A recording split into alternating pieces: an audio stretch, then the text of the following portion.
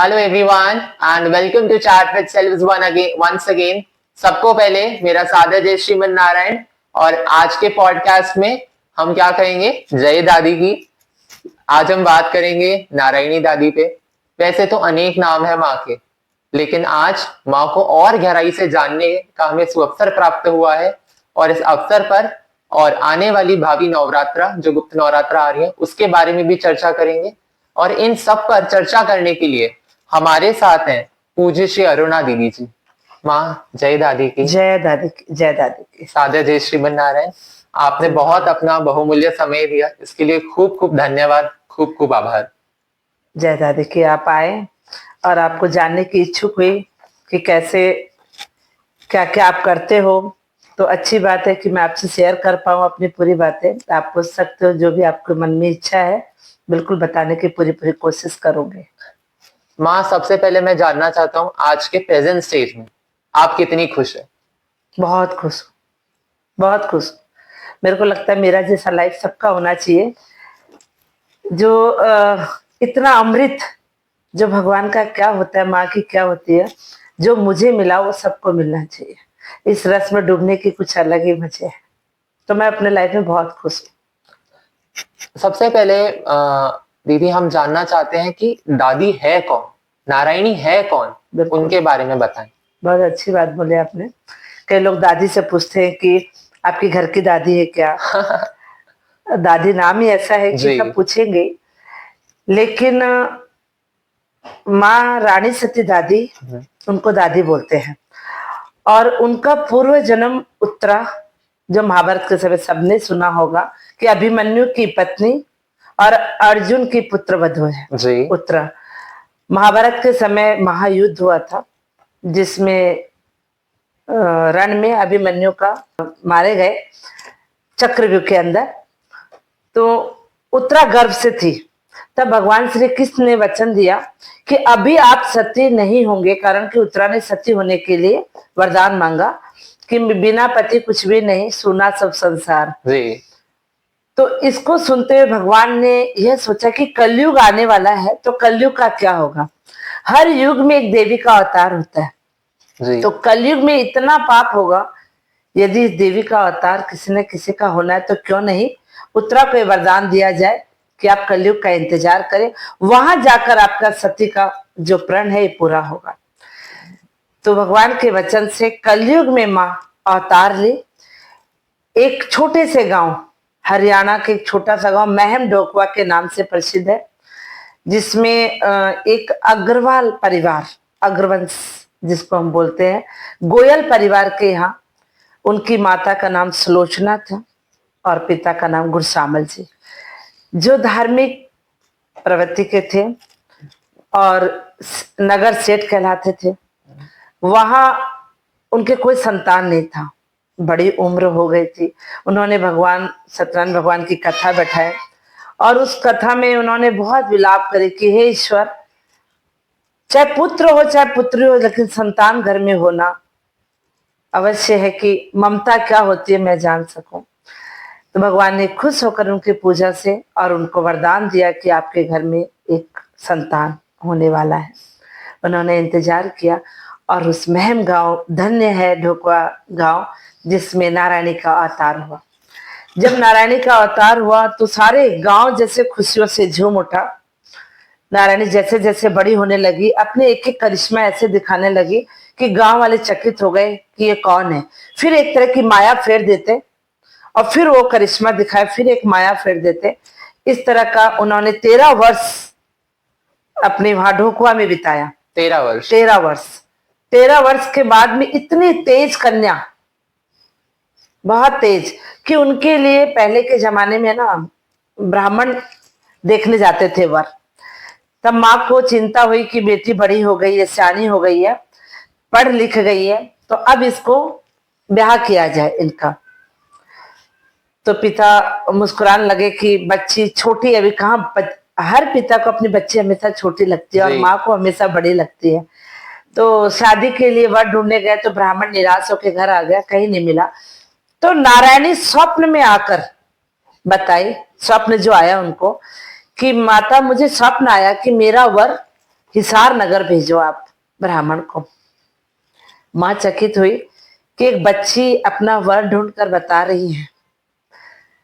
तो हिसार नगर गए तो एक घुड़सवार में बहुत तेज बालक इतनी तेजी से घुड़सवार कर रहा था, और तेज देख करके ब्राह्मण ने सोचा कि यही नारायणी का वर हो सकता है कि जो पहले के ब्राह्मण में जो तेज हुआ करता था, जो बुद्धि हुई करती थी, वो तीव्र एकदम गति के होते थे कि पहचान लिया करते थे, इतने ज्योतिष होते थे, तो पहचाने कि नारायणी का वर ही है। उनके घर गए और टेवा देखा, दोनों का मिलाया, और पहले ब्राह्मण ही करके आते थे तो ब्राह्मण ही पक्का करके आ गया। और वहां से माँ सती हुई, ब्याह हुआ, फिर सती हुई।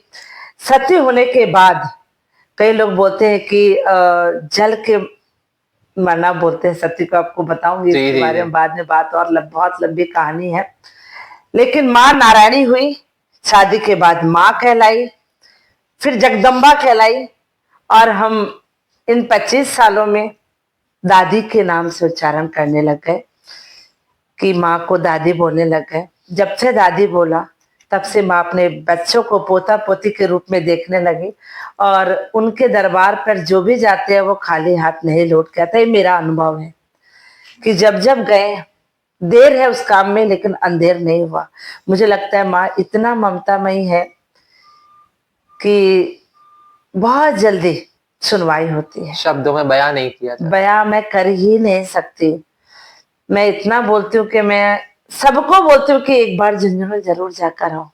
आपका काम नहीं हो तो बताना, लेकिन अजमाना नहीं है। सकता।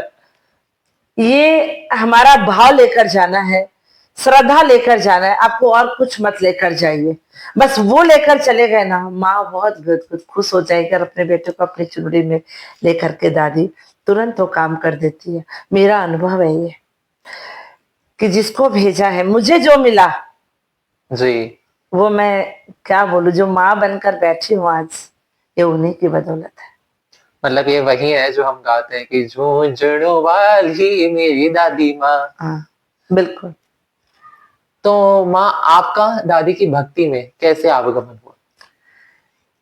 मैं शादी होने के बाद मुझे नहीं लगा कि मैं साल 2 साल बीत गए, माँ नहीं बन पाई।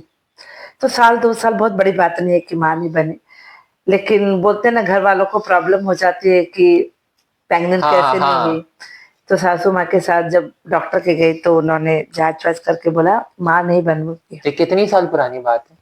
ये 27 साल हो गया। जी। हम्म।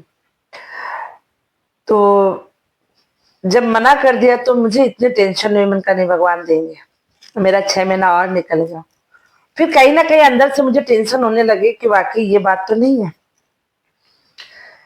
तो मैं भी डॉक्टर को काफी इलाज करवाया, सबने मना कर दिया कि माँ नहीं बनेगी। ठीक है, मैंने अपने आप को छोड़ दिया कि जो होगा देखा जाएगा। लेकिन छोड़ने का मतलब ये नहीं, कहीं ना कहीं लेडीज को एक अंदर से रहता है कि लोग क्या बोलेंगे, माँ नहीं बनी, मैं कैसी हूँ अपने लाइफ में, परिवार वालों को खुश नहीं कर पाई। 50 तरह की बातें, लोग भी 50 तरह की बातें उस जमाने में बहुत किया करते थे। लेकिन मैं शुरू से ही दुर्गा की इष्ट, दुर्गा मेरी इष्ट रही है जी। बचपन से ही। मुझे बहुत आसाम से हूँ और मुझे पूजा पाठ का शुरू से ही था। तो आसाम बंगाल में ना 3 दिन दुर्गा की प्रतिमा जी, करके जी, और जी। पूजा करते दुर्गा हैं, पूजा। दुर्गा पूजा करते हैं। तो मैं उसमें टोटल टाइम मेरे घर के सामने ही होता जी। था, तो मैं वहां पर रमी हुई थी। जब लास्ट दिन हम लोग सिंदूर खेला करते हैं वहां पे, जी। सिंदूर से खिलाते हैं ना हाँ। दुर्गा जी को, तो मुझे इतना अच्छा लगता था उस सिंदूर में जैसे मैं पूरी लाल हो जाऊं, सिंदूर को खा जाऊं या सिंदूर को किसी को लगा दूं, तो मेरे को बड़ी खुशी। आज भी वो चीज है कि किसी को तिलक लगाना तो लगता है ऊपर से लेकर नीचे तक लगा दो, कि नाक पे से लेकर ऊपर तक लगा दूं, या मुझे अच्छा लगता है, बहुत अच्छा लगता है। आज भी मैं बिहार अभी गई तो मुझे लगा जी। वो सिंदूर पूरा मांग हाँ, भरते वो हैं, यहाँ तक। तो एक आकर्षण करता है कि सिंदूर कितना अच्छा लग रहा है। हाँ। तो ये शुरू से मेरे अंदर रहा। तो जब बच्चे नहीं हुए तो मैं निश्चिंत हो गया, कोई बात नहीं, जो ईश्वर की इच्छा होगी होगी। एक दिन सपने में मुझे नथ दिखाई दिया। वो नथ किसी पंडित का आना हुआ उसी दिन और वो सपना बताना हुआ मेरा। और पंडित जी मेरे को बोले कि झुंझुनू का दर्शन है, माँ को चूड़ा चूनड़ और नथ बहुत प्रिय है। मैं झुंझुनू गई। जब मैं गई तो मुझे ऐसा लगा कि जैसे एक चुंबक में लोहा चिपका देते हैं जी तो जी जी। आकर्षित होता है ना, इस तरह मैं उस दरबार में गई तो मुझे ऐसा लगा कि मेरा कोई नाता है इस जगह से। फर्स्ट टाइम में जब मैं माँ का दरबार देखी, भव्य दरबार इतना बड़ा कि मैं यहाँ तक कैसे आ सकती हूँ, सपने से यहाँ तक आना संभव नहीं है। तो मैंने देखा माँ को, तो हाथ जोड़कर मैं एक ही बात बोले कि माँ तेरा दिया हुआ सब कुछ है, धन दौलत ऐसे सब चीज है, सिर्फ एक गोद में बच्चा नहीं। लेकिन तुझे देखकर अब मुझे मांगने की इच्छा नहीं होती है कि तुझे ये ऐसी भक्ति दे दे मुझे कि तेरे में रम जाऊं। और मैं कुछ भी नहीं जानती थी वहां के बारे में, XYZ कुछ भी नहीं, कैसे पूजा होती है वहां दहलीज पे या इसकी क्या कहानी है मुझे कुछ नहीं पता। मैं सिर्फ माँ सुन करके आई हूँ और माँ बोल करके मैं वहां से निकल गई। 2 महीने बाद मैं प्रेग्नेंट हो गई। अरे ये मेरी जिंदगी का बहुत बड़ा चमत्कार, सबसे पहला बड़ा चमत्कार है कि मैं प्रेग्नेंट हो गई, जबकि डॉक्टर मना कर दिया था कि नहीं, मतलब साइंस पीछे छूट गई। पीछे छूट गई। यहाँ तक कि मैं प्रेग्नेंट हूँ, एक डॉक्टर ने मना कर दिया आप प्रेग्नेंट नहीं हो, लेकिन मेरी आत्मा कहती है कि कुछ तो कुछ है। जी। मैं किसी सोचिए, एक डॉक्टर मना करने के बाद मैं दूसरे डॉक्टर के पास जाती हूँ, उसने कहा कि आप प्रेग्नेंट हो।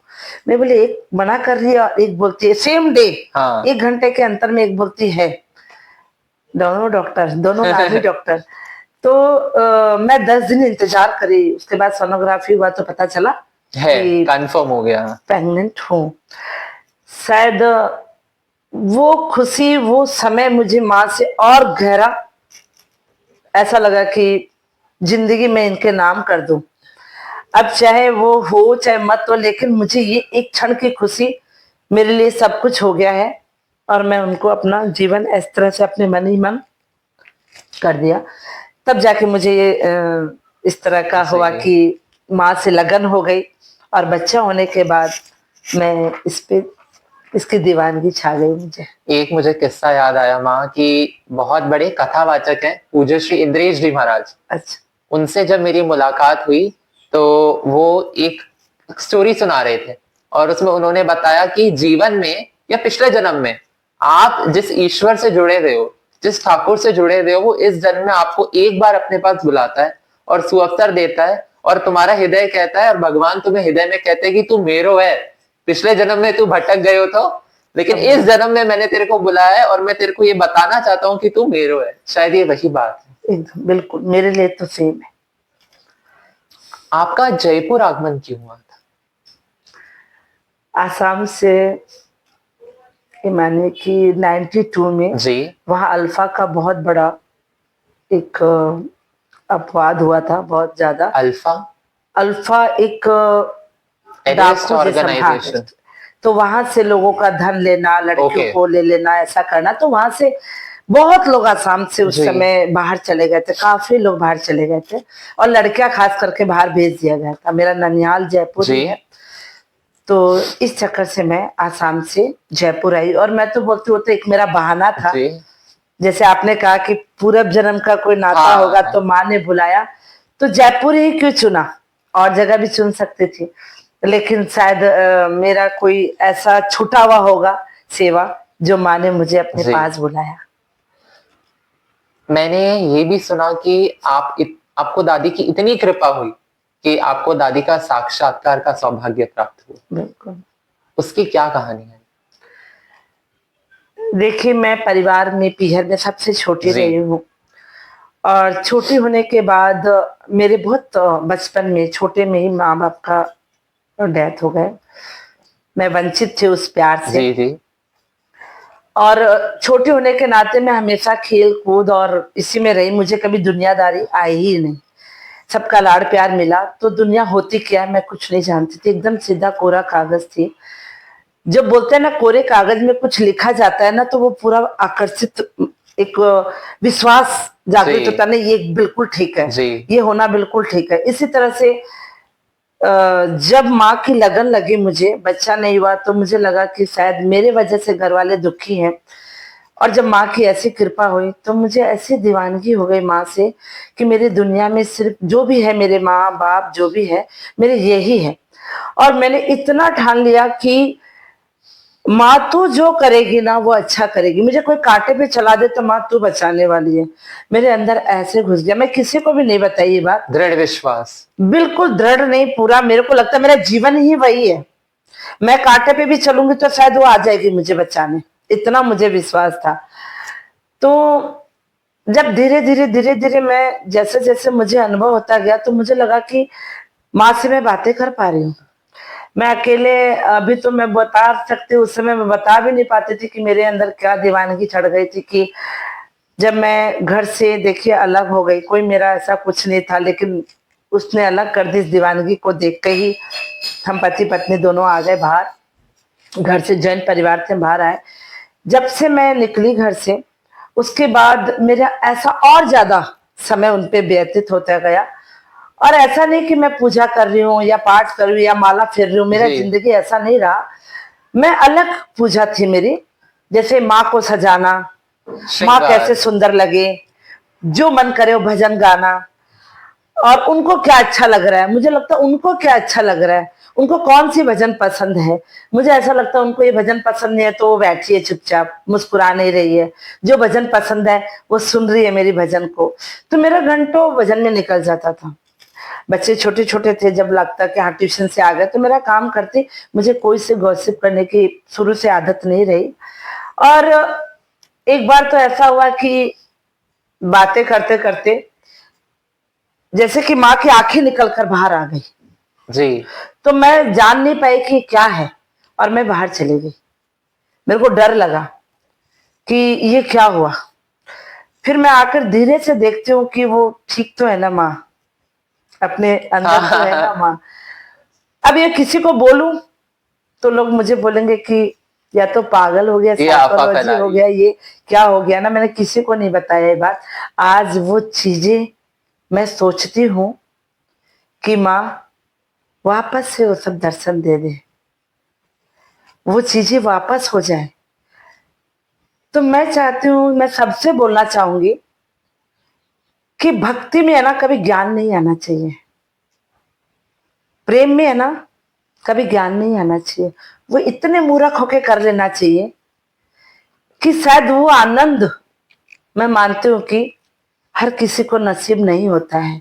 और यदि वो प्यार है और आपके अंदर उसके प्रति पूर्ण विश्वास है, तो बोलते हैं कि कौन बात नहीं करता है। मैं तो बोलती हूँ बात करती है, वो जवाब देती है।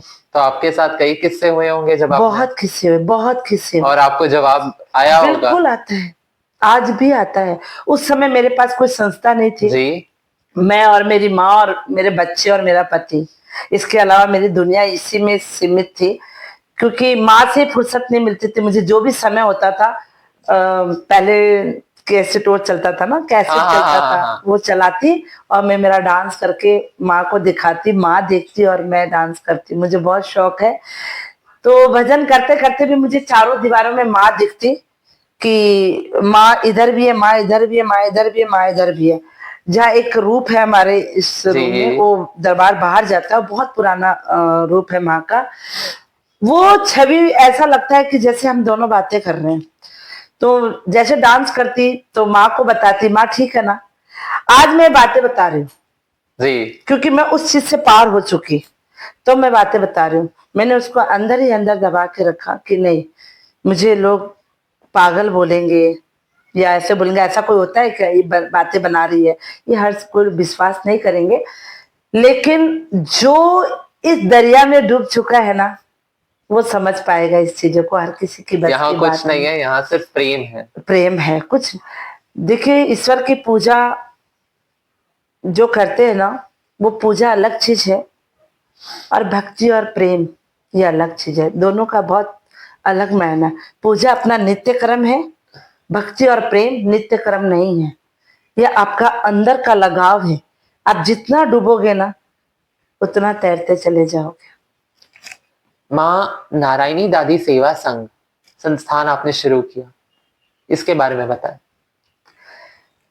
मैं जब मंगल पाठ खुद करती, जैसे आपको बताई अभी कि मैंने ऐसे ऐसे करके यहाँ तक लगन पहुंची, तो मंगल पाठ मेरे पास कोई आई अनजान व्यक्ति, जब मैं भजन करती तो किसी को सुनाई दिया यहाँ पर, तो उन्होंने कहा कि आप क्या करते हो, क्या नहीं करते हो, आप किसी से बात भी नहीं करते हो, लेकिन बड़ा अच्छा लगता है आप गाते हो। तो बोला मेरे को बड़ी तकलीफ है। मैं कहा नहीं, मैं बताने वाली कुछ नहीं हूँ, मैं तो केवल इनसे प्यार करती हूँ इसलिए ऐसा करते। फिर भी आपको प्रॉब्लम हो तो आप ये मंगल पाठ है ये लेकर जाइए, और उनको एक चुनरी उड़ाई और एक दरबार माँ का दी कि आप माँ से प्रार्थना करो, सच्चे मन से आपका काम हो जाएगा। वो जिस तरह दरबार सेवा को रखी और चुनरी ओढ़ी और मंगल पाठ करा, उसका 3 दिन में काम हो गया। उनका कोई जमीन प्रॉपर्टी आने वाली थी, वो बहुत टाइम से रुकी हुई थी, नहीं आ रही थी, वो आ गया। वो आने के बाद उसको और विश्वास जागृत हो गया, तब वो आई और बोला मंगल पाठ पढ़ तो रही हूँ मैं, मंगल का ग्रंथ, लेकिन मुझे कुछ समझ में नहीं आया, कल पढ़ी हूँ मैं उसको, कुछ भी नहीं जानती हूँ। तब उन्होंने कहा आप अपने मुंह से बताइए ना। मैं बोले कि नहीं नहीं, हमारे घर में पसंद नहीं करेंगे इस तरह से मंगल पाठ को पढ़ना करना। बोला क्यों, किसी को अच्छा हो तो आप क्या बताने में दिक्कत है? उनका नहीं, दिक्कत तो नहीं है माँ, मुझे आती थी और बोलती थी तू मेरा प्रचार कर, तू मेरा प्रचार कर, मैंने केवल अग्रवाल समाज माना और कोई नहीं जाना, तू मेरा प्रचार कर। तो मैं मेरे हस्बैंड को बोले कि क्यों, उसको अपन सुना दे। तो बोला नहीं, एक बार कोई भी घर वाले ऑब्जेक्शन करेंगे। तो मैंने कहा खाली एक बार सुनाकर मैं छोड़ दूंगी। 2012 में मैंने भादवा की नौमी, मेरे को कोई ऐसा नॉलेज नहीं था कि उस दिन नौमी ही पड़ेगी कि मंगल करना, इत्तेफाक था बिल्कुल। ये दादी की विशेष कृपा रही होगी मेरे ऊपर, कोई पुण्य किए होंगे। मैंने इत्तेफाक से उस दिन मंगल पाठ नौमी की वजह से रखा, मुझे ये नहीं पता था कि भादवा की नौमी इतनी बड़ी है। तो मैंने ये कॉलोनी के लोगों को बुला करके इसी जगह पे मैंने मंगल पाठ स्टार्ट किया। बस फिर सबको मैंने बुक्स दी, दरबार दिया और चुंडी सबको उड़ाई, सब बहुत खुश। तो मेरे को बोले कि ना अपन घर घर में यहाँ आसपास आप करिए ना, बहुत अच्छा लग रहा है ये चीज। उनका नहीं, अलाउ नहीं करेंगे, मुझे आज कर दिए। लेकिन बोलते ना जब वो ठान ले तो क्या काम है जो रुक जाए। वो अच्छे अच्छे को ऊपर लेकर के वापस से तैरना सिखा दी, तो मैं तो क्या चीज हूँ। तो उन्होंने जब 1 हुआ 2 हुआ, ऐसे करते करते मैंने इसका नाम फिर दिया। साल भर मैंने किया, तब तक कोई नाम नहीं था नारायणी दादी सेवा संघ का। साल भर जब हुआ, 13 महीना जब पूरे हुए, तो सबने कहा कि आप मंगल पाठ बड़े रूप से तो मैंने कहा नहीं, बहुत बड़ा रूप तो नहीं करेंगे, मैं ये सब इतना वो नहीं कर पाऊंगी। तो बोला नहीं, हम लोग सब साथ देंगे। तो दादी के ऐसा चमत्कार हुआ कि सब बैठे थे, सबने कहा कि भाई कितना रुपया लगेगा, क्या लगेगा। मैं यहीं पर बैठी हुई थी, उनका आप कोई रुपया का टेंशन मत करो, सिर्फ 1-1 रुपया अपने जेब में से निकालो और इस पोटली में डाल दो। अपने आप भवानी अपना काम कराएगी, मुझे नहीं पता, क्योंकि मैं तो लगता ना माँ से यूं बातें हो रही है। तो मैंने कहा क्यों ये अपना पॉकेट मत देखो, सिर्फ यहाँ पे आप पैसे जो भी पॉकेट में आपका है कॉइन वो डाल दीजिए, और लाल कपड़े में बांध करके मैंने वो रख दिया। आज मैं बता रही हूँ आपको, किसी को विश्वास होगा कि नहीं होगा, 15 दिन के अंदर 2,60,000 रुपया इकट्ठे हो गए। मैं कहीं किसी से बोलने नहीं गई, मांगने नहीं गई, कुछ नहीं गई। मतलब वो पैसे, आपके कहने का मतलब है कि इतने लोग तो होंगे नहीं इस रूम? नहीं नहीं, कहाँ से किसी को, जैसे आपने किसी को जाकर बोला, उन्होंने किसी को जाकर बोला कि ऐसे ऐसे मंगल है, अरे मेरे तरफ से 5,000 लो ना, मेरी तरफ से 2,000 लो ना, मेरी तरफ से 1,000 लो ना, ऐसे करके वो 2,60,000 रुपया इकट्ठे हुए। अब आप करिश्मा देखिए कि हमने 500 लोगों का एस्टिमेट लगाया कि खाना इतना बन जाएगा, इतना इतना प्रसादी होगा। फिर हमने 800 का बनाया, कलश उठाया, मैंने 51 कलश बोला था, 251 कलश हो गए। ये सब उसकी कृपा है। और 800 मेंबर का प्रसादी बनाए। झोटवाड़ा में हनुमान वाटिका आपने सुना होगा, जयपुर के अंदर जो झोटवाड़ा इलाका है अपना, उसमें किया। 2,000 प्लेटें उठी है। और सबसे बड़ा करिश्मा, कोई सुनेगा तो शायद बोलेंगे कि क्या बोल रही है, जब लोगों ने मुझे आकर के बोला कि भीड़ बहुत ज्यादा हो चुकी है और लड्डू खत्म होने वाले, ऐसा लग नहीं रहा है कि लड्डू बच जाएगा क्या, ट्रे का ट्रे इतना ट्रे लड्डू है, लेकिन बचेगा नहीं। मैंने कहा क्या बात करते हो? जिस जगह सेठानी बैठे कम कैसे हो सकता है? तो मेरा एक रहता है कि सेठानी के माँ के आगे थोड़ा सा राई रखती हूँ मैं, नजर नहीं लग जाए मेरी मावड़ी को। तो मैं बार बार नजर उतारती हूँ, भाव है। क्योंकि जब हमारे नजर लग सकती है तो हमारी नजर भी माँ को लग सकती है। इतनी सुंदर मावड़ी है तो नजर लगती है। तो मैंने बोला कि ठीक है ना, आप चिंता मत करो। मैंने उसमें से एक मुट्ठी राय ले जाकर लड्डू के ऊपर डाल दिया कि माँ इन्हें लड्डू बना दे। आपने माँ के साथ माँ का संबंध बनाया। बिल्कुल माँ है, बिल्कुल माँ और बेटी का ही संबंध है। अब वो मैं मानती हूँ कि शायद मैं बहुत करीब नहीं हूँ, बहुत दूर हूँ, जी। एक कण के बराबर हूँ। वो भी शायद हूं कि नहीं हूं पता नहीं मुझे, लेकिन मैं मानती हूँ कि माँ मेरे पास है। वो मानते कि नहीं मानते, मैं मानती हूँ माँ मेरे करीब है। इतने समय में दादी से जुड़ने का क्या अनुभव रहा? आज इतने वर्ष हो गए। देखिए मैं जगह जगह जा जा जी करके जी। इनका प्रचार प्रसार करती हूँ, मुझे बहुत आनंद आता है। और इसकी बातें आप मुझे पूरे दिन करवा लो, दादी की बातें, मैं पूरे दिन भी इनका महिमा का गुणगान करती रहूंगी, कभी नहीं थकूंगी। और मेरा अनुभव ये है कि जिसने दिल से माना है वो यहां से यहां पहुंच गया है, बिल्कुल नीचे से ऊपर पहुंचा है। और जिसकी नैया हिचकोले खा रही है ना, और लगा कि अब तो डूब जाएंगे, उसको पकड़ के खींचा है। ये मेरा अनुभव है और ये लोगों को मैंने देखा है जो संपर्क में है, कि लगा अब तो गई मेरी नैया, अब कोई पार नहीं है मेरे पास, अब हार गया। तो माँ बोलते हारा कैसे, मेरी चुनरी तो तेरे ऊपर है बावड़ा, तू देख तो सही, केवल तेरे तकदीर है जो गरा हिचकोले खा रहे हैं, वो गरा को मैंने थामे हुए तेरे ऊपर चुनरी रख करके। जी। तो तू अकेला कैसे है, तू गिरेगा तो नहीं, ये तो मुझे पता है। तू डर गया, भरोसा मत तोड़, तो मैं तुझे खींच लूंगी। और तूने भरोसा तोड़ दिया तो उसका तो मैं भी क्या कर सकती हूँ। तो ये माँ का अनुभव मेरे को बहुत, तो मैं क्या बोलूं, बहुत अनुभव है कि मैं खुश हूं, मेरा परिवार खुश है, और जो मेरे करीब करीब में है ये बहुत खुश है। नारायणी दादी, क्या हमारे पुराणों में, शास्त्रों में क्या माँ का उल्लेख है?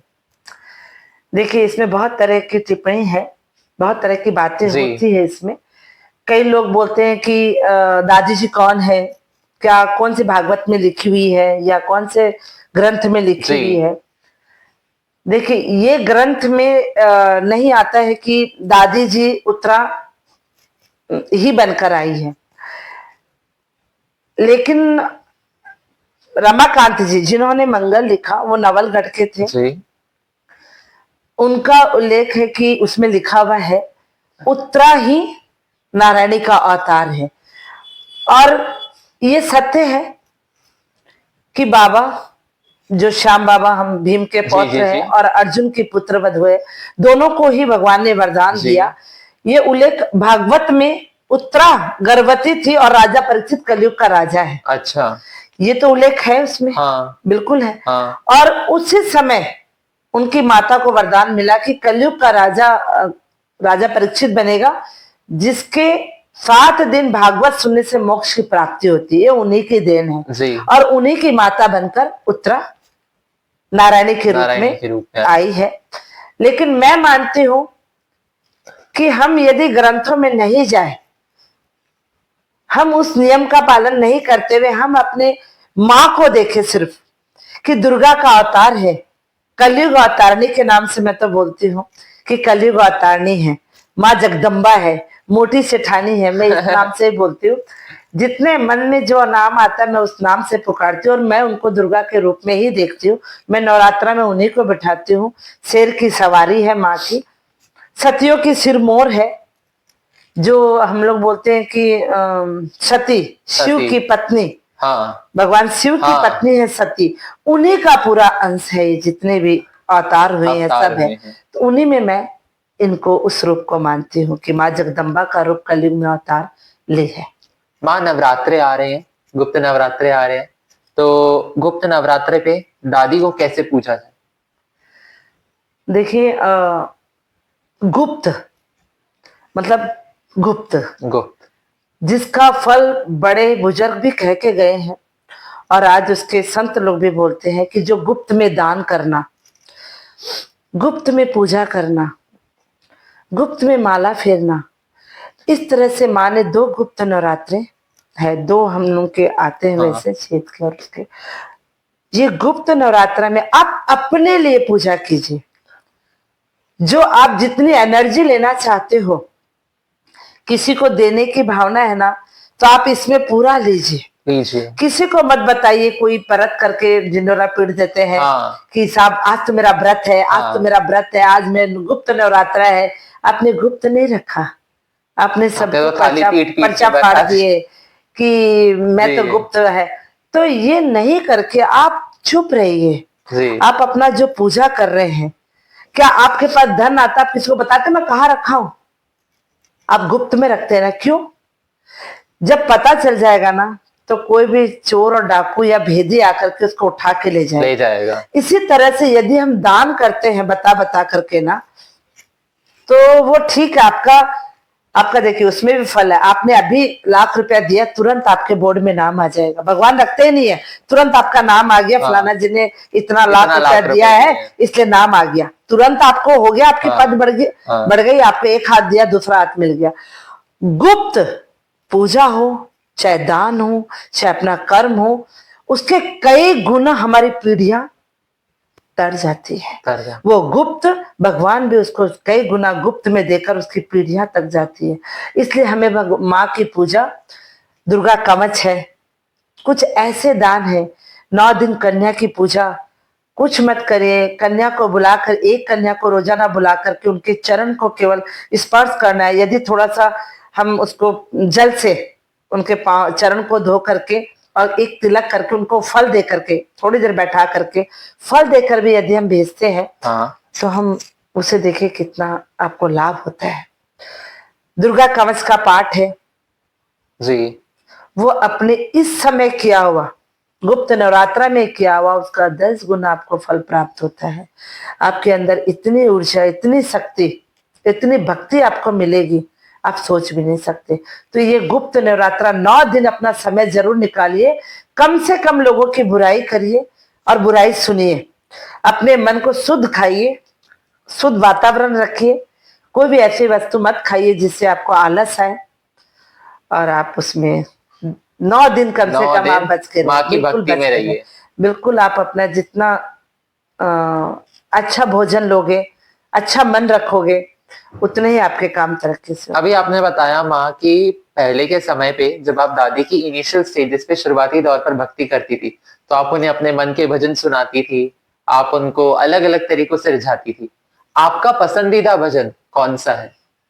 देखिए सबसे जो भजन है, माँ को चुंदी बहुत पसंद है, जिसकी 2 लाइन सुनाती हूँ मैं। जरूर। लाया थारी चूनड़ी करियो माँ स्वीकार, हो लाया थारी चूनड़ी करियो माँ स्वीकार, इम साचा साचा हीरा और मोत्यारी बरमार, लाया थारी चूनड़ी करियो माँ स्वीकार। इसमें बहुत अच्छे भाव है जी, कि भक्त अपने भाव से चुनरी लाया है और उसको अपने भाव से सजा करके माँ को उड़ाना चाहते हैं, और माँ उसको स्वीकार कर कि माँ मेरे पास लाखों की चुनरी तो नहीं है, लेकिन जो चुनरी है माँ लेकिन लाया तेरे लिए भाव से है, तो इसको स्वीकार करना। तो यह पसंद, बहुत पसंद है कि जब भी मन करता है गुनगुनाते रहती हूँ, और इसी में 4 लाइन और जोड़ जोड़ के बनाती रहती हूँ। कभी हार लाई तो कभी बोला लाई तो कभी नथ लाई, तो माँ इसको स्वीकार करना, बेटी की इस चीज को अपनाना। माँ नहीं भी लाके पहनाए तो भाव कि उसमें माँ तुझे पहनाऊं, मेरी क्या औकात है जो मैं तुझे पहनाऊं, सेठानी से मांगते हैं हम, तो हमारी क्या औकात है कि हम उसको पहना सके। माँ अगर कोई व्यक्ति इस गुप्त नवरात्रों में बहुत परेशान, कोई काम सिद्ध नहीं हो रहे, बहुत कुछ कर लिया, तो कोई ऐसा उपाय बताएं जिससे उसको बहुत लाभ मिले। देखिए 9 दिन लगातार आप इस समय पीपल में दीपक रोजाना शाम को जलाएं, 2 लौंग डाल करके। और दूसरा, शाम के समय आप बैठकर लाल आसन बिछा करके कमल गट्टा का माला लेकर ओम भगवती वासुदेवाय का जाप करते ओम हुए, नमो भगवते भगवती वासुदेवाय। वासुदेव का 2 माला अवश्य करें। तो एक माला में हमें कुछ कुछ मिलता है, लेकिन दूसरी माला आपको पूरी तरह से आपका होगा। उससे आपको धन की प्राप्ति, लक्ष्मी का घर में प्रवेश होना। लेकिन उसके साथ थोड़ा सा जल लेकर के आप संकल्प लोगे और उस लोटे में वापस डाल दोगे। उस लोटे के पूरे घर में आप छींटा लगा करके उस जल को, लास्ट का जो जल होता है उसको अपने दहलीज पे पूरी तरह से छिड़क देना है। उससे बहुत जल्दी जो आपका रुका हुआ काम है वो 101% पूरा होता है। पूरा होगा। माँ, जैसा कि अभी आपने भजन सुनाया, लाया तेरी चुनरी करियो माँ श्रृंगार, माँ की चुनरी की क्या इंपॉर्टेंस है? देखिए, जो हमने सुना है कि माँ की चुनरी लाल है जी और इस चुनरी में ना बंदेज है, जी बांधा है ना जी इसको। जी जी। जब माँ अपने पति के साथ लीन हुई, उस समय जब पूरे ब्रह्मांड बोलते ना, वो पूरी धरती सृष्टि। कांप गई। वो दृष्टि, सारे देव आए दर्शन करने के लिए, फूल बरसाए। तो जब एक सुहागन सती का रूप धारण करती है पति को लेकर, उस समय उनके तेज इतना कि ईश्वर ने कहा कि क्या उड़ाए इनको, क्या उड़ाए, क्या उड़ाए इनको। उस समय भगवान श्री कृष्ण ने, सुनते हैं कि बालाजी को बोले कि आप जाकर चुनरी उड़ाओ। वो चुनरी बालाजी कहाँ से लाए? तो सारी सतियों ने मिलकर, सारी देवियां ने मिलकर, जिसमें पार्वती, सीता, लक्ष्मी, सब ने मिलकर उस चुनरी को बांधा है और उसमें लाल रंग भरा है सूर्य ने, और उसका तेज किया ब्रह्मा विष्णु महेश ने। तब जाकर ये चुनरी बालाजी को दी है और बालाजी आकर माँ को उड़ाए हैं। हर युग में बालाजी है। और सीता जी के भी पास बालाजी गए थे लेकर मुंदड़ी, और इस समय कलयुग में बोलते बालाजी ही आए थे उस रूप में और माँ को चुनरी उड़ाए। जब माँ वो चुनरी ओढ़ी है जगदम्बा, उसके बाद हम भक्तों को मिले हैं। इससे बड़ी बात और क्या हो सकती है कि वो चुनरी हम जब अपने सर पे रखते हैं और भाई लोग अपने कंधे पे उसको बना कर रखते हैं, तो लाखों कष्ट ऐसे दूर हो जाते हैं। इस चुनरी की इतनी बड़ी महत्वता है कि माँ को इसीलिए चुनरी बहुत पसंद है। मैं इसमें एक हमेशा बोलती हूँ, हाँ, माँ तेरे लाल लाल चुनरी लाया है तुझे उड़ाने, तो तेरे लाल को इस चुनरी में माँ लपेट ले, सारे कष्टों को दूर कर तेरे लाल के उसको भगा दे। सारे लाल लाल लाल हो गया तो फिर हम कहाँ दुखी रह गए जी तो माँ हम तो वैसे ही लाल हो गए जी। तो बड़ा ये भाव है कि माँ लाल दुखी कैसे हो सकता है जब तूने लाल की चुनरी पहनी है। तो चुनरी चढ़ाओ तो इतने भाव से चढ़ाओ कि माँ जगदम्बा कृपा कर कि चुनरी तेरे सिर पे तू धारण कर ले और एक बार हमें देख ले चुनरी को पहनकर बस। माँ, अब मैं कुछ मिसकंसेप्शंस यानी मन गढ़ंत बातें जो हमारे संघ, आपके संघ के बारे में बात चल रही थी, नारायणी दादी सेवा संघ, उस पर बात करना चाहूंगा। जब हमने भी हमारी टीम से सूत्रों से पता किया तो हमें पता चला कि नारायणी दादी सेवा संघ के अंदर अगर कोई व्यक्ति बहुत पीड़ित है, मुश्किल में है, और वो अगर आपको कांटेक्ट करना चाहता है तो पहली बात तो वो कर ही नहीं पाता, और अगर बेचारा जैसे तैसे कोशिश करे कई नंबर जुगाड़े तो उसको फोन पे बोल दिया जाता है कि अरे इतने चार्ज लगेंगे, इतने चार्ज लगेंगे। तो क्या ये सच है? क्या चार्ज लगेगा? क्या ये सच है? लोगों को इस बात के बारे में बताएं। देखिए, ये गलत अफवाह है। चार्ज अभी तक कुछ भी नहीं लिया जी। कुछ नारायणी दादी सेवा संघ से देने की ही कोशिश कर रही है। 5 कन्या की शादी करी है, कई परिवार पल रहे हैं, और जयपुर के आसपास के जितने भी संस्कृत स्कूल है सब में यहाँ से कॉपी किताब पेंसिल जाता है। संस्कृत को हमें जिंदा रखना है, क्योंकि यदि नहीं होगा तो हम ग्रंथ का क्या होगा।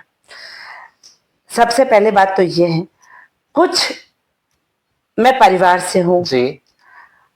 और पूरे भारत में मुझे जाना पड़ता है, बुलाते हैं तब, जहां जहां मंदिर बन रहे जी। हैं या मंगल पाठ हो रहे हैं या मुझे कहीं जाना है। हाँ इस कारण हो सकता है कि हम लोग बाहर हैं जी। और उनका फोन आया, फोन इतना अटेंड करते करते हम लोग थक जाते हैं कि हो सकता है गलती, बस मैं ये नहीं बोलूंगी कि उनका फोन हमने जान करके कट किया है।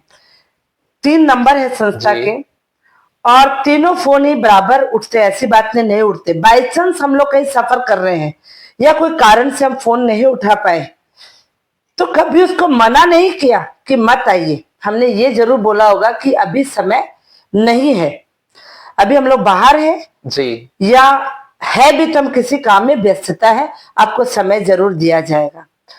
ऐसा अभी तक हमने कभी, मेरे को ध्यान नहीं है कि हमने किसी का दिल दुखाया हो जी। या हमने कोई चार्ज किया हो। जी। लेकिन हाँ, अब यदि कोई आता है, जी।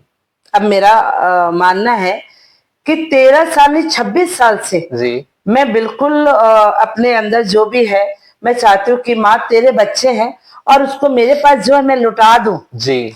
मेरे पास धन लुटाने के लिए है कि नहीं, मैं नहीं बोलूंगी कि मैंने धन लुटाया, मेरे पास हाँ। उतना धन नहीं है, ये ईश्वर की कृपा है। हाँ।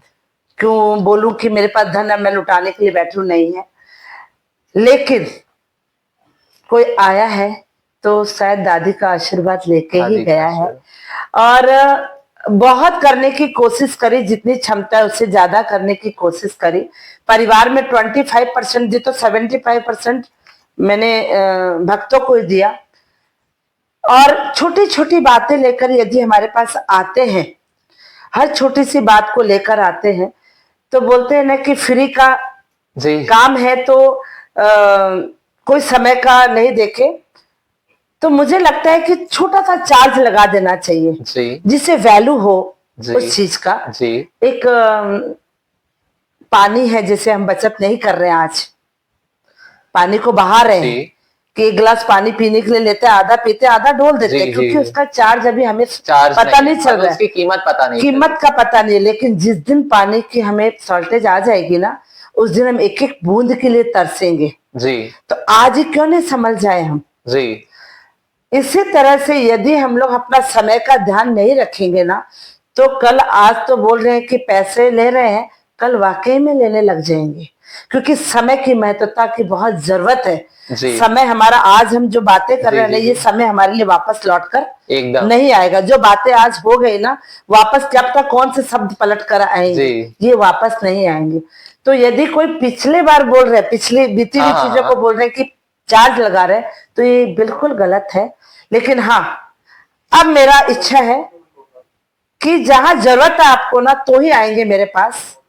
और आपका काम पूरा हुआ है तो जरूर संस्था में कुछ ना कुछ दीजिए। देकर जाना पड़ेगा, ताकि आपका कुछ पैसे निकले जिससे आपको और 4 गुना मिले, तो आपकी भी बढ़ोतरी, और उसमें कोई और बुराई भी जिसका किसी और का सहयोग होकर के उसकी आत्मा की आशीर्वाद मल्टीप्लाई हो रहा है, हाँ। वो वहां से मेरे पास आ रहा है, मेरे से आपके पास जा रहा है। हाँ। और फिर ऊपर बैठिए देने के लिए। तो कोई गलत बोले हाँ, उसमें तो कोई बुराई भी नहीं बात है। नहीं ये दुनिया का काम है, मुझे कोई प्रॉब्लम नहीं नहीं, है। लेकिन आपने बहुत सही कहा कि इसमें कोई बुराई भी नहीं है अगर कोई व्यक्ति कुछ बोलता है। और नहीं, कोई दिक्कत नहीं है। देखिए, हाँ। जहाँ राम है वहाँ रावण है, जहाँ किसने वहाँ कंस नहीं, है। आपने ये बात ये बहुत होता है, सही कही कि समय की कीमत। बहुत कीमत। लेकिन माँ एक बात बताएं, अब जैसा आपने कहा कि आपकी चार्ज रखने की इच्छा है, अगर कोई व्यक्ति कुछ समय बाद इस पॉडकास्ट को देखकर आपसे आता है, आपके संग के किसी भी व्यक्ति से बात करता है और वो कहता है कि माँ मैं अफोर्ड नहीं कर सकता, कोई बात नहीं, लेकिन अगर मेरे को फायदा होगा दादी की कृपा से तो मैं जरूर दूंगा, वेलकम। तो वो वेलकम। बिल्कुल, हम चाहते यही है। उठे हुए को क्या उठाना है, हाँ गिरे हुए को उठाना है। जी। जो जागे हुए हैं, सोते हुए भी जागे, उसको क्या जगाना है। जी। जो नींद गहरी में है उसको जगाना कहते हैं। जी। तो मैं कभी नहीं बोलूंगी कि देना है, बल्कि उसकी हेल्प कुछ हो सकती है। तो मैं नारायणी दादी सेवा संघ से हमेशा यही रिक्वेस्ट करूंगी कि उसको आप आगे बढ़ाएं, उसको इस लायक बना दे कि उसको बैठ के खिलाना नहीं है, उसको ऐसा राह दिखा दे कि वो कमाने लायक बन जाए। माँ, आपने अभी सोशल मीडिया पर एक आईआईटी बाबा का देखा होगा जो महाकुंभ में है और बहुत छा रहे हैं। उन्होंने अपने माता पिता के बारे में कुछ शब्द बोले जो नहीं बोलने चाहिए थे।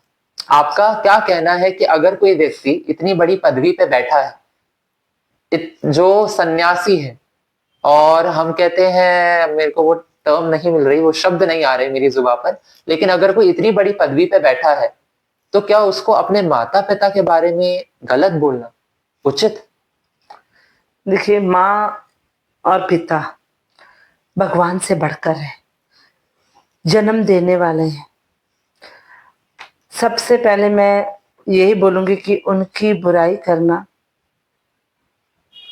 और उन्हें तकलीफ देना, ईश्वर की पूजा मत करिए, चलेगा, लेकिन जो जन्म देते हैं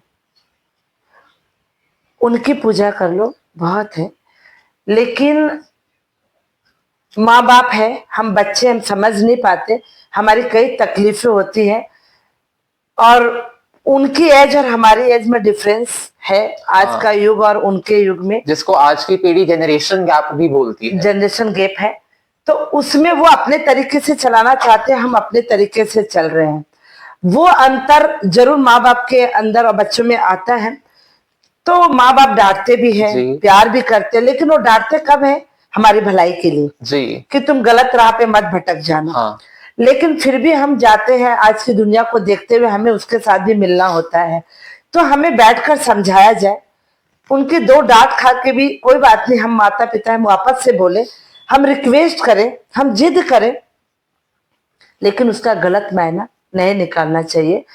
और उनका कदर नहीं किया तो आप किसी की कदर, आप अपना कदर खोजिए। माँ, इसी से एक बात पूछना चाहूंगा कि आज की पीढ़ी अपना मार्गदर्शन ही भूल चुकी है, और अगर सही मार्ग ये है तो वो इधर जाती है, दूसरी दिशा में। इसका क्या कारण है?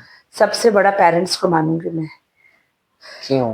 कि हम जब भी बच्चा होता है, एक या दो, हम अकेले रह रहे हैं, परिवार, जॉइंट परिवार तो खत्म हो चुका है, इसी का कारण हो गया। हमारे पास समाज भी है, आज हम किटी ज्वाइन कर रहे हैं, क्लब ज्वाइन कर रहे हैं, बच्चों को बाहर भेज दिए, बच्चे आ रहे हैं, हम मोबाइल देख रहे हैं, बच्चे देख रहे हैं, तो हमें डिस्टर्ब हो रहा है, दूसरा मोबाइल खोल के हम तुरंत पकड़ा देते कि मुझे डिस्टर्ब मत करो, मुझे मोबाइल। वो बच्चा कहाँ जा रहा है, क्या देख रहा है, उसकी एज है वो देखने की नहीं है, हमें फुर्सत ही नहीं है वो देखने की। लेकिन जैसे जैसे बच्चा बड़ा होता है वो देख चुका होता है और वो सब कुछ जान लिया होता है। आज हम लोग को पूछो तो हम लोग को नहीं पता कि अंदर से क्या निकालना है, क्या करना है, कैसे खराब हो, कैसे। आज के बच्चों को आप पूछे, 5 साल के बच्चों को, आपको पूरा सब कुछ मोबाइल, सब कुछ आता है। फिर हम बड़े होने के बाद सोचते हैं बच्चा मोबाइल देख रहा है, पढ़ने में मन नहीं है, दोस्तों में गिरा हुआ है हमारा बच्चा। फिर भगवान को प्रार्थना करते हैं, किसी जन्म पत्र लेके पंडित के पास जाते हैं, कहीं कहीं जाते हैं।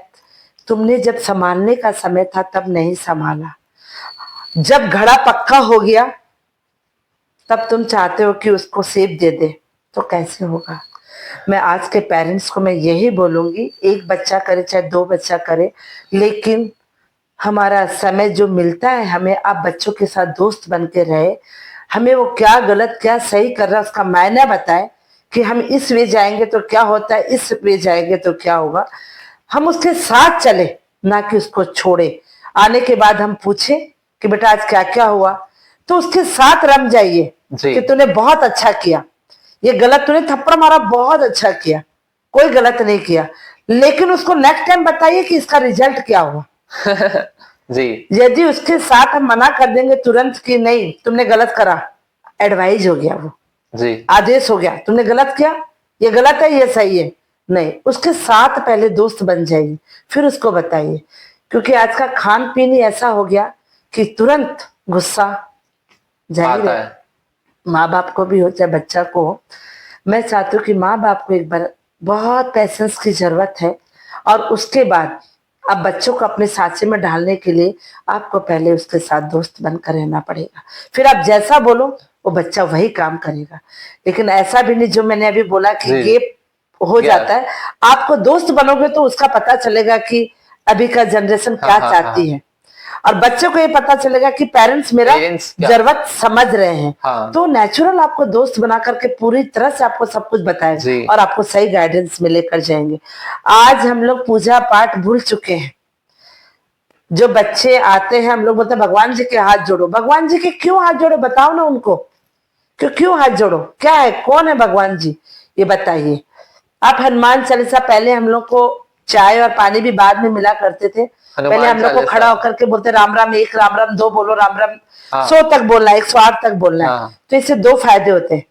एक तो राम राम 1, 2, 3, 100 तक गिनती आप बोल दिए, हाँ, पूरा काउंटिंग कर लिए। और दूसरा आप राम राम बोल रहे हो, राम राम बोल। 2 काम हो गया। और एक हमारा सबसे बड़ा कि हमारा उनसे कनेक्शन हो रहा है, कि जो काम हम कर रहे हैं हमें एक डर होता है, नहीं भगवान जी हमें पाप देंगे, भगवान जी हमारा काम जी कर देंगे।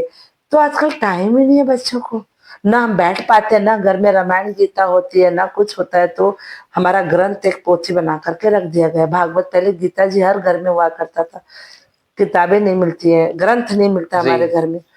तो हमें बच्चों को अपने ग्रंथ के बारे में कुछ और भी नहीं तो कम से कम ईश्वर के बारे में तो बताया जाए। अभी किसी से पूछा सीता जी कौन है, तो राम जी की पत्नी है, जी, राम की पत्नी है। इसके बारे, अब इसके आगे कुछ पूछ लो, नील है, कि कहाँ जन्म हुआ था, कुछ भी पूछ ले तो उन्हें नहीं सब पता। नील है।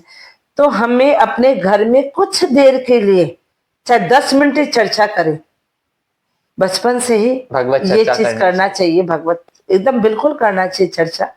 तो उससे क्या बच्चा को कहीं ना कहीं जाकर कभी ना कभी एहसास होगा कि हमारे माता पिता ये क्यों किया करते थे। बहुत घर है, ऐसी बात नहीं है, 100 में 10 घर जी अभी भी है, इसलिए धरती टिकी हुई है, इसलिए हम लोग है। धर्म बहुत हो रहा है लेकिन उसके साथ साथ पलड़े एक जैसा है, अभी पाप का पूरा नहीं हुआ, बराबर में है। मैं चाहती हूँ कि हम लोग वातावरण को करते जाए तो पलड़ा और शुद्ध बराबर। करें। माँ, चैलेंजेस और भगवान का नाता क्या होता है? देखिए इसमें आप बहुत अच्छा है क्वेश्चन, कि हम लोग कोई भी काम करते हैं तो उसमें भगवान को बोलते हैं। कि सबसे बड़ा बात तो मैं आपको जो मेरे मन की जी बात है, जी जी। कि भगवान तना सवा मनी हाँ भोग लगा दे सब तू मेरे को काम कर दे, हाँ, मां तना चुंडी उड़ा देवांगा, ये यो काम काम कर मारो हो दो। जानो चाहिए। तो क्या भगवान एक आपकी बंदी भी हाँ चीजें हैं? हम एक सर्वेंट आता है, ये काम है, आपको कितना रुपया चाहिए, क्या हम उस लेवल में उस ईश्वर को रखेंगे? एकदम नहीं। हम उनको ये बोलेंगे कि मेरा काम कर दे, तेरे को ये चढ़ा दूंगी, मेरा ये काम हो जाए तो मैं सवा मनी कर दूंगी, क्यों तो पहले ही कर देना, तेरा काम हो जाएगा। लेकिन हम डोनेशन देके फिर हम सोचते हैं काम करवा ले। जी तो ये चैलेंज मुझे बिल्कुल भी पसंद नहीं है और करना भी नहीं चाहिए। आपका होता हुआ काम भी रुक जाएगा कि जा कर ले, मेरा ही दिया हुआ, मेरे ही कठपुतली मुझे ही आके चैलेंज कर रहा है कि तू मेरा ये काम कर दे तो मैं तुझे दे दूं। ओ, इतनी मूर्खता है, इस मूर्खता को हटाएं, उजाला की ओर आए, नमन करें कि हे ईश्वर तेरे लाखों भगत है, लाखों लाख भगत जी है, उसमें एक प्राणी मैं भी हूं, एक झलक देख लेना, मैं बहुत विपत्ति में हूं, हे ईश्वर मैं इस उलझन से निकल जाऊं। जी और मैं आपके दरबार पर बोलकर जा रहा हूं, इसलिए कि मेरा काम तो होना ही है जब मैं आपके दरबार पर आ गया। ये चैलेंज हुआ, रिक्वेस्ट, रिक्वेस्ट। आप तो आदेश दे रहे हो। आपने अभी यही बात बोली ना, वही चीज हो गई, मेरी बिल्ली मुझसे में हो। सेम ना, हाँ कि माँ को ही बोल रहे हैं हाँ कि ये कर दे। हाँ। इसमें एक चीज और ऐड करूंगी, लोग सुनते होंगे तो, कि जब भी हम माँ से मांगते हैं या बाबा से मांगते हैं, हमारा कामना पूरा हो गया, करोड़ों की जायदाद मिल गई, रुका हुआ धन मिल गया आपको, लेकिन जब हम ईश्वर के पास जाते हैं ना, तो हम ये देखते हैं कि सवा मनी में कितना लगा दूं, कहाँ सस्ता सबसे ज्यादा मिल रहा है, कहाँ जी बेनिफिट अपने को जी होने वाला है, शुद्ध है कि नहीं, जी। वो हम नहीं देखते हैं। ये देखते हैं कि इसमें भी हम कंजूसी कर ले तो बढ़िया, भगवान थोड़ी देखता है, हमें तो खाली बोलता रही, हमें हाँ पूरा करना है। अरे डर तो सही उसे, जी तुझे इतना मिला, फिर वो तो मुस्कुराएगी ना जी। कि बेटा तू खुश हो जा, कोई बात नहीं, तू मुझे क्या खिलाएगा, मैं तुझे निकाल कर दे दी। तो इससे थोड़ा दुनिया बचे कि ये काम नहीं करे। माँ, आप इतने समय से दादी की कृपा पात्र हैं, तो कोई ऐसा किस्सा आप ऑडियंस के साथ शेयर करना चाहें? बिल्कुल। देखिए ऐसे तो मेरे जीवन में बहुत चमत्कार हुए, बहुत चमत्कार, मैं क्या बोलूं। लेकिन एक चमत्कार जो मेरे सुहाग के साथ हुआ, मेरे पति किसी काम के लिए जा रहे थे, किसी प्रॉपर्टी के लेने के लिए जा रहे थे, उसका साई भी दिया हुआ जी। था, पूरा फुल पेमेंट देने के लिए जा रहे थे। मेरे को यहाँ से माँ का ऐसा एक आया मुंह पे, जीभा पे, कि मैं इनको रोक दूं, आज नहीं जाने दूं, कुछ गलत होने वाला है। जैसे मुझे वहां से आदेश मिल रहा मत जाने दी, लेकिन मैं किसी कारण से रोक नहीं पाई कि अभी बोलेंगे तुम औरतों का यही काम है, काम पे भी क्या तुम बार बार मुझे टोकोगी। मैं उस व्यवस्था के कारण मैं उनको रोक नहीं पाई और वो चले गए। मैं लेकिन वहां को आके बोली कि हे माँ, यदि आप मुझे ऐसा अवगत कराई है, रोकने वाले भी आप ही हो। मैं तो आपके शरण में हूँ, और माँ कुछ मत कर देना, मेरा जीवन तो सारा इन पे ही निर्भर है। आप ऐसा कोई काम ऐसा हो तो उसको टाल देना माँ। 4 लोग गए थे गाड़ी में, ये ड्राइविंग कर रहे थे, और कुछ देर बाद में ही इन्होंने, पता नहीं क्या हुआ, बोले मेरे सर में दर्द है, मैं पीछे बैठूंगा। इन्होंने पीछे बैठा, और वो ब्रेक ऐसा फेल हुआ कि इतनी तेजी से गाड़ी रुक नहीं पाई। परसाना आप सुने हो नाम तो, सिक्कर रोड पे। और जाके एक 2 सांड लड़ते हुए आए, उससे टकराते हुए और पेड़ में जाकर के गाड़ी ठुक गई है। वो मेरे लिए बहुत बड़ा करिश्मा था कि किसी का बाल बांका नहीं हुआ, और मेरे पति पीछे थे तो उनको तो कुछ हुआ ही नहीं। पीछे ड्राइविंग सीट में कुछ था, थोड़ा सा हल्का सा चोट लग के रहा। गाड़ी देखो तो ऐसा कि पूरा खत्म हो गया, गाड़ी कुछ भी नहीं था उसके अंदर। और लेकिन मैं हर 10 मिनट में उनको फोन कर रही थी, आप ठीक हो ना, आप ठीक हो ना। फिर लास्ट में जब एक्सीडेंट हो गया, तब मुझे कॉल आया कि तुम आज बार बार फोन क्यों कर रही थी। मैंने कहा ऐसे कर रही थी मैं, मेरे को लगा कि आप ठीक हो ना। तो तुरंत वो वहां से चल के घर आ गए। जो आदमी रात को आने वाला 2 घंटे में वापस घर आ गया। तो मैं पूछा आप इतनी जल्दी आ गए, बोला मेरा ऐसे ऐसे एक्सीडेंट हो गया। मैंने उनको कुछ नहीं बोला, और मैं आके एकदम पूरी लेट गई माँ के आगे, और इतनी रोई कि मैं क्या बोलूं माँ, मेरा जीवन तो अर्पण था ही, लेकिन अब तो एक एक सांसें तेरे को अर्पण कर दी हूँ। मुझसे जो हो सके माँ, मैं जिंदगी में तेरे चरणों से दूर करना मत, और एक चुनरी को हटाना मत। माँ, दादी की जो हमने कहानी सुनी आपके श्रीमुख से, वो हमें क्या सिखाती है? देखिए सिखाने के लिए बहुत चीज है। आज जो लड़कियां पढ़ रही हैं, मैं मानती हूँ वो उन्हीं की देन है। नारायणी उस छोटी से गांव में सभी को पढ़ना लेकर के स्कूल ले जाना सिखाई, और एक औरत को कमजोर नहीं होना चाहिए। माँ सबसे पहले बोली है कि 13 वर्ष की उम्र में माँ एक युद्ध करी और अपने पति के ही भाला से सब काम करे। कि जब तक औरत में हिम्मत है, एक जननी है, एक बच्चे को जन्म दे सकती है, एक संसार को पूरा बसा सकती है, तो वो कमजोर कैसे है। न गलत सहन करो और न किसी के साथ गलत करो। और हमें बढ़ चढ़कर धर्म के, जो सनातन धर्म है, इसे हमें लेकर चलना चाहिए, इसे जिंदा रखना है। तो हमें एकता बहुत जरूरी है।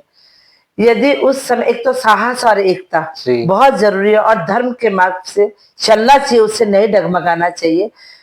झूठ बोलिए किसी की गर्दन कटे तो, लेकिन इतना झूठ मत बोलिए कि आपकी गर्दन एक दिन कट जाए। इतना ही झूठ बोलिए जिसमें किसी का बचाव हो सके, लेकिन उसे जाकर जरूर समझाना।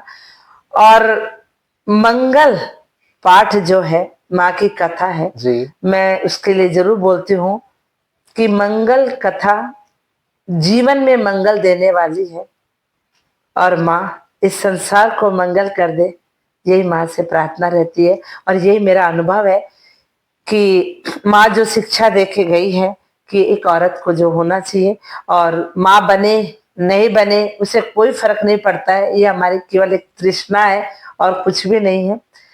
लेकिन सही मार्ग पर चलना और किसी गिरे हुए को उठाना, किसी के चेहरे पे मुस्कुराहट ले आना, माँ बहुत खुश होती है। हम जो खा रहे हैं उस पे से यदि कोई भूखा आ गया तो उसको खिलाकर फिर खाना। आप देखिए आपका पेट कैसे भरता है, अन्नपूर्णा की कैसी कृपा होती है। यदि धन है आपके पास 10 रुपया, उसमें से यदि 10 पैसा आप दान में लगा दिया, फिर देखिए आपका गुल्लक कैसे भरता है। ये मैंने अनुभव किया है। माँ, एक और सवाल पर मैं पूछना चाहता हूँ कि अगर किसी को दादी को अनुभव करना है, उसकी शक्ति को अनुभव करना है, तो उसे क्या करना चाहिए? एक मंत्र है, ओम नमो नारायणी।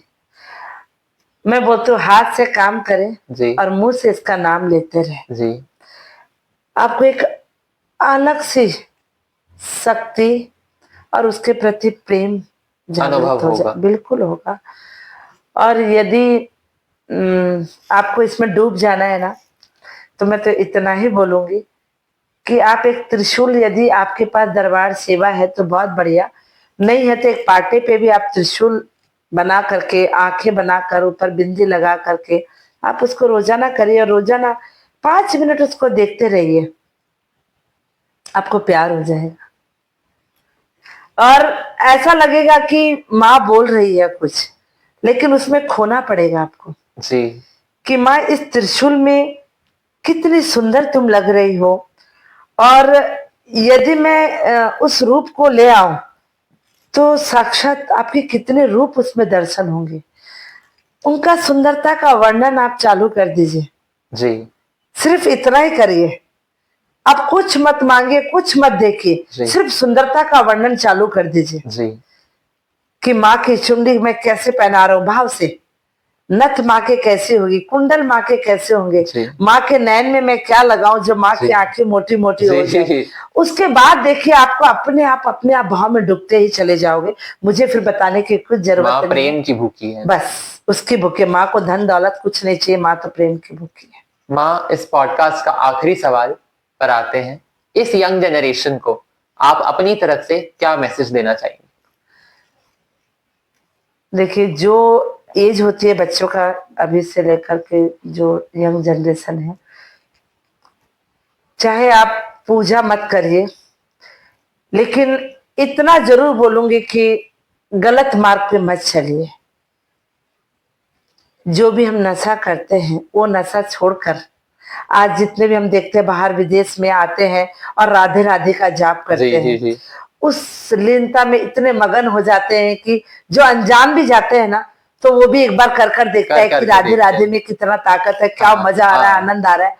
तो मैं ये मानूंगी कि एक बार बच्चे लोग 10 मिनट के लिए अपने परिवार के साथ में शाम के टाइम या रात के टाइम आ करके एक भजन गुनगुना दे, नहीं भी हो तो ताली बजा करके राम राम कर ले, जय दादी की कर ले। उतने में भी मैं चैलेंज करती हूँ कि उन बच्चों की लाइफ बहुत उज्जवल होगी। माँ, अब इस इतनी देर की बात के बाद, पॉडकास्ट के बाद, मुंह से 2 ही शब्द निकलते हैं, ओम नमो नारायणी, जय दादी की। आज आपसे मिलकर इतना अच्छा अनुभव हुआ है हमें, और दादी के बारे में इतना जानने को मिला है कि उसको शब्दों में बयान नहीं कर सकते। कोई भी व्यक्ति अगर माँ से जुड़ना चाहता है, माँ से बात करना चाहता है, तो नीचे आपको सारे कॉन्टैक्ट नंबर शेयर हो जाएंगे। आप उस पर कॉल करके माँ से डायरेक्ट जुड़ सकते हैं, माँ की संस्था से डायरेक्ट जुड़ सकते हैं। इतनी देर बैठने के लिए, पॉडकास्ट सुनने के लिए थैंक यू सो मच। सभी को सादा जय श्रीमन नारायण। संतों की वाणी में फिर से मिलेंगे। जय